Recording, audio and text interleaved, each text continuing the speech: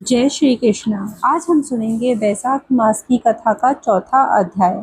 महर्षि वशिष्ठ के उपदेश से राजा कीर्तिमान का अपने राज्य में बैसाख मास के धर्म का पालन करना और यमराज का ब्रह्मा जी से राजा के लिए शिकायत करना। मिथिलापति ने पूछा, ब्राह्मण, जब बैसाख मास के धर्म अतिशय सुलभ पुण्य राशि प्रदान करने वाले भगवान विष्णु के लिए प्रतिकारक चारों पुरुषार्थों की तत्काल सिद्धि करने वाला, तब संसार में उनकी प्रसिद्धि कैसे नहीं हुई। श्रुतदेव जी ने कहा, राजन, इस पृथ्वी पर लौकिक कामना रखने वाला मनुष्य अधिक हैं। उनमें से कुछ राजस और कुछ तामस हैं। वे लोग इस संसार के भोगों तथा पुत्र पौत्रादि संपदाओं की ही अभिलाषा रखते हैं। कहीं किसी प्रकार कभी बड़ी कठिनाई से कोई मनुष्य एक ऐसा मिलता है जो स्वर्ग लोक के लिए प्रयत्न करता है, इसलिए वह यज्ञ आदि पुण्य कर्मों का अनुष्ठान बड़े प्रयत्न से करता है, परंतु मोक्ष की उपासना कोई नहीं करता। तुच्छ आशाएं लेकर बहुत से कर्मों का आयोजन करने वाले लोग प्राय काम्य कर्मों के उपासक हैं। यही कारण है कि संसार में राजस और तामस धर्म अधिक विख्यात हो गए, परंतु सात्विक धर्मों की प्रसिद्धि नहीं हुई। ये सात्विक धर्म भगवान विष्णु को प्रसन्न करने वाले हैं, निष्काम भाव से किए जाते हैं और इन्हीं लोक तथा परलोक में सुख प्रदान करते हैं। देव माया से मोहित होने के कारण मूढ़ मनुष्य इन धर्मों को जानते ही नहीं हैं। पूर्व काल की बात है, काशीपुरी में कीर्तिमान नाम से विख्यात एक चक्रवर्ती राजा थे। वे महाराज नग के पुत्र थे। संसार में उनका बड़ा यश था। वे अपनी इंद्रियों पर और क्रोध पर विजय पा चुके थे। ब्राह्मणों के प्रति उनके मन में बड़ी भक्ति थी। राजाओं में उनका स्थान बहुत ऊंचा था। एक दिन वे मृगया में आसक्त होकर महर्षि वशिष्ठ के आश्रम में गए। बैसाख की चिलचिलाती धूप में यात्रा करते हुए राजा ने मार्ग में देखा, महात्मा वशिष्ठ के शिष्य जगह जगह अनेक प्रकार के कार्यों में विशेष तत्परता के साथ संलग्न थे।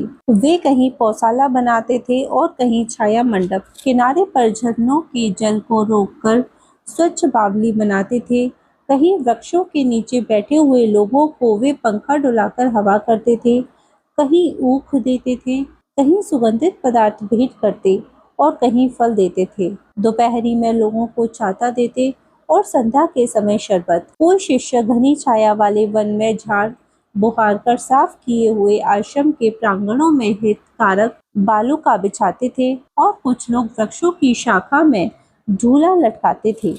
उन्हें देखकर राजा ने पूछा, आप लोग कौन हैं? उन्होंने उत्तर दिया, हम लोग महर्षि वशिष्ठ के शिष्य हैं। राजा ने पूछा, यह सब क्या हो रहा है? वे बोले, ये बैसाख मास में कर्तव्य रूप से बताए गए धर्म है, जो धर्म अर्थ काम मोक्ष चारों पुरुषार्थ के साधक हैं। हम लोग गुरुदेव वशिष्ठ की आज्ञा से इन धर्मों का पालन करते हैं। राजा ने पुनः पूछा, इनके अनुष्ठान से मनुष्य को कौन कौन सा फल मिलता है, किस देवता की प्रसन्नता होती है? उन्होंने उत्तर दिया, हमें इस समय यह बताने के लिए आवश्यक नहीं है, आप गुरुजी से ही प्रश्न कीजिए, वे इन धर्मों को यथार्थ रूप से जानते हैं। शिष्यों से ऐसा उत्तर पाकर राजा शीघ्र ही महर्षि वशिष्ठ के पवित्र आश्रम पर, जो विद्या और योग शक्ति से संपन्न था, गए। राजा को आते देख महर्षि वशिष्ठ मन ही मन बड़े प्रसन्न हुए। उन्होंने सेवकों सहित महात्मा राजा का विधि पूर्वक आतिथ्य सत्कार किया। जब वे आराम से बैठ गए, तब गुरु वशिष्ठ से प्रसन्नता पूर्वक बोले, भगवान, मैंने मार्ग में आपके शिष्यों द्वारा परम शुभ कर्मों का अनुष्ठान होते देखा है, किंतु उसके संबंध में प्रश्न किया, तब उन्होंने दूसरी कोई बात न बताकर आपके पास जाने की आज्ञा दी। उनकी आज्ञा के अनुसार मैं इस समय आपके समीप आया हूँ। मेरे मन में उन धर्मों को सुनने की बड़ी इच्छा है, अतः आप मुझसे उसका वर्णन करें। तब वशिष्ठ जी ने प्रसन्नता पूर्वक कहा, राजन, तुम्हारी बुद्धि को उत्तम शिक्षा मिली है, अतः उसने यह उत्तम निश्चय किया है। भगवान विष्णु की कथा के श्रवण और अनुष्ठान में जो तुम्हारी बुद्धि की प्रवृत्ति हुई है, यह तुम्हारे किसी पुण्य का ही फल है। जिसने बैसाख मास में बताए हुए महाधर्मों द्वारा भगवान श्री हरि की आराधना की है, उसके उन धर्मों से भगवान बहुत संतुष्ट होते हैं और उसे मनोवांछित वस्तु प्रदान करते हैं। संपूर्ण जगत के स्वामी भगवान लक्ष्मीपति समस्त पाप राशि का विनाश करने वाले हैं। वे सूक्ष्म धर्मों से प्रसन्न होते हैं, केवल परिश्रम और धन से नहीं। भगवान विष्णु भक्ति से पूजित होने पर अभीष्ट वस्तु प्रदान करते हैं, इसलिए सदा भगवान विष्णु की भक्ति करनी चाहिए।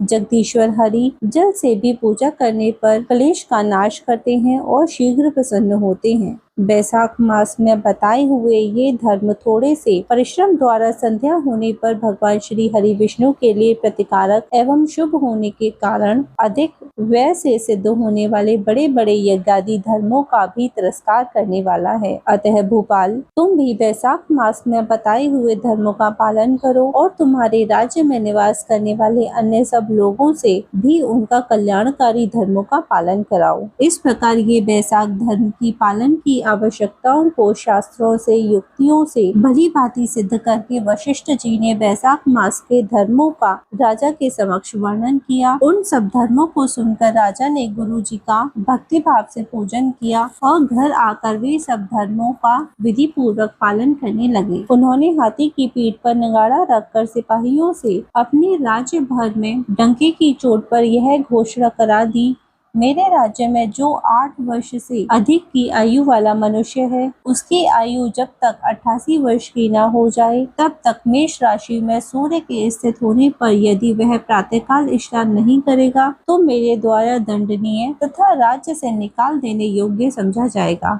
यह मेरा निश्चित आदेश है। पिता, पुत्र, पत्नी जो कोई भी बैसाख मास धर्म का पालन नहीं करेगा वह चोरी की भांति दंड का पात्र समझा जाएगा। प्रातःकाल शुभ जल में स्नान करके श्रेष्ठ ब्राह्मणों को दान देना चाहिए।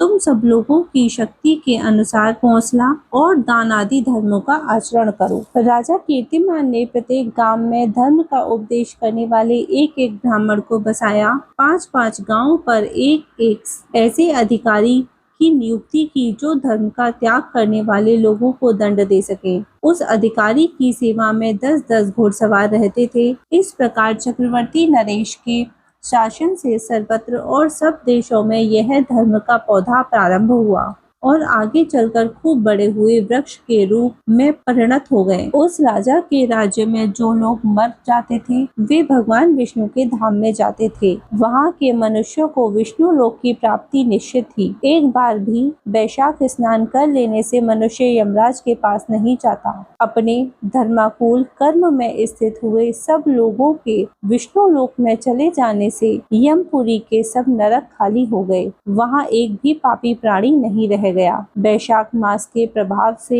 यमपुरी के मार्ग की यात्रा ही बंद हो गई। सब मनुष्य दिव्य आकृति धारण करके भगवान के धाम में जाने लगे। देवताओं के जो लोग हैं वे भी सब शून्य हो गए।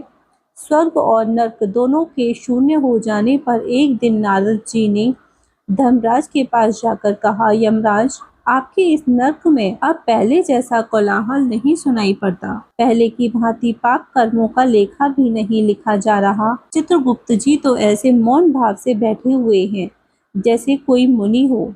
महाराज, इसका क्या कारण है? महात्मा नारद के ऐसे कहने पर राजा यम ने कुछ दीनता के स्वर में कहा, नारद, इस समय पृथ्वी पर जो यह राजा राज्य करता है वह पुराण पुरुषोत्तम भगवान विष्णु का बड़ा भक्त है। उसके भय से कोई भी मनुष्य कभी बैसाख मास का उल्लंघन नहीं करता। कुछ पुण्य कर्म के प्रभाव से सभी भगवान विष्णु के परम धाम में चले जाते हैं।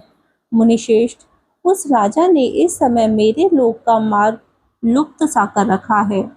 स्वर्ग और नरक दोनों को शून्य बना दिया है। अतः ब्रह्मा जी के समीप जाकर यह सब समाचार उनसे निवेदन करके तभी मैं स्वस्थ होऊंगा। ऐसा निश्चय करके यमराज ब्रह्मा जी के लोक में गए और वहां बैठे हुए उन ब्रह्मा जी का दर्शन किया जिनका आश्रय ध्रुव है, जो इस जगत के बीच तथा सब लोकों के पितामह हैं और समस्त लोकपाल, दिक्पाल और देवता जिनकी उपासना करते हैं। ब्रह्मा जी ने यमराज को देखा और यमराज ब्रह्मा जी के आगे पृथ्वी पर गिर पड़े। फिर यमराज ने कहा, कमलासन काम में लगाया हुआ जो पुरुष स्वामी की आज्ञा का ठीक ठीक पालन नहीं करता है, उसका धन लेकर भोगता है, वह काठ का कीड़ा होता है। जो बुद्धिमान मनुष्य लोभवश स्वामी के धन का उपभोग करता है, वह 300 कल्पों तक नरक में जाता है। जो कार्य में नियुक्त हुआ पुरुष कार्य करने में समर्थ होकर भी अपने घर में ही बैठा रहता है, वह बिलाव होता है।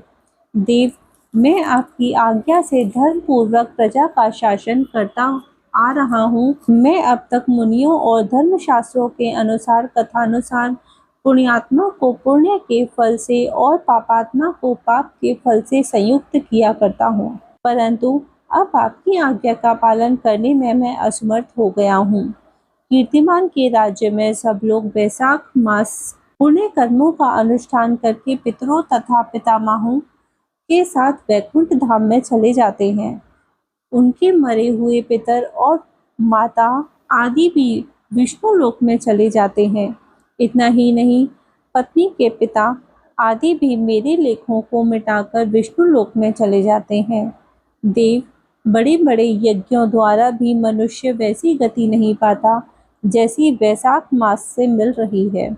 संपूर्ण तीर्थों से, दान आदि से, तपस्याओं से, व्रतों से अथवा संपूर्ण धर्मों से युक्त मनुष्य भी उस गति को नहीं पाता जो वैशाख धर्म में तत्पर हुए मनुष्य को प्राप्त हो रही है। वैशाख में प्रातःकाल स्नान करके देव पूजन, मास महात्म्य की कथा का श्रवण तथा भगवान विष्णु को प्रिय लगने वाला, धर्मों का पालन करने वाला मनुष्य एकमात्र विष्णु लोक का स्वामी होता है। और जगतपति भगवान विष्णु के लोक की तो मेरी समझ में कोई सीमा नहीं रही है, क्योंकि सब ओर से कोटि कोटि प्राणियों का समुदाय वहां पहुंच रहा है, तो भी वह भरता नहीं है। इस संसार में पवित्र और अपवित्र सभी लोग राजा की आज्ञा से वैशाख मास के धर्म का पालन करके विष्णु लोक को जा रहे हैं। लोकनाथ, उसकी प्रेरणा से संस्कारहीन मनुष्य भी वैशाख स्नान मात्र से वैकुंठ धाम में चले जाते हैं। वह केवल भगवान विष्णु के चरणों की शरण लेने वाला है। जान पड़ता है वह समस्त संसार को विष्णु लोक में पहुंचा देगा। जो पुत्र धर्म, अर्थ, काम और मोक्ष के प्रतिकूल चलता हो, वह पृथ्वी पर माता के पेट से पैदा हुआ रोग है। वह अधम पुरुष अपनी माता का घात करने वाला कहा जाता है, किंतु राजा कीर्तिमान की माता और उसकी पत्नी का पुण्य संसार में विख्यात है। उसकी माता एकमात्र वीर जननी है और वह राजा निश्चय ही संसार में बहुत बड़ा वीर है। जिस प्रकार कीर्तिमान मेरी लिपि को मिटाने में उद्यत हुआ है, ऐसा उद्योग पुराणों में और किसी का नहीं सुनाया गया है। भगवान विष्णु की भक्ति में तत्पर हुए राजा कीर्तिमान के सेवा में दूसरे ऐसे किसी को मैं नहीं जानता, जो डंका बजाकर घोषणा करते हुए लोगों को ऐसी प्रेरणा देता हो और मेरे लोक के मार्ग को विलुप्त करने की चेष्टा करता रहा हो। यह अध्याय यहीं पर विराम लेता है। अगली वीडियो में हम 5वां अध्याय सुनेंगे। धन्यवाद।